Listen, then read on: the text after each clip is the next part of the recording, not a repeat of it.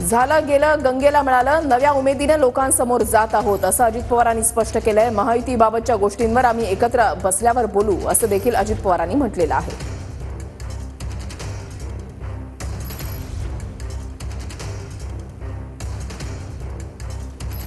मागच्या वेळेस ज्या काही घटना घडल्या त्याच्या संदर्भामध्ये झालं गेलं ते गंगेला मिळालं।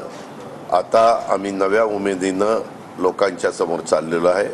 मी स्वतः तरी ठाम ठरवलेलं आहे की हे सगळं होत असताना आपण फक्त विकासाचं बोलायचं, इतर बाबतीमध्ये आम्ही आमच्या महायुतीच्या संदर्भातल्या काही गोष्टी असतील तर अंतर्गत आम्ही ज्यावेळेस बसतो ते त्या ठिकाणी बोलू।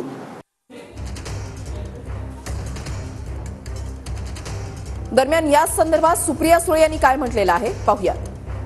पवारांनी मोदींना विनंती केली होती की शरद पवारांवरती तुम्ही बोलू नका आणि एवढ्यात जी काल बैठक झाली त्यामध्ये सुद्धा अजित पवारांचं तसं वक्तव्य आहे की मी मोदींना तशी विनंती सुद्धा केली।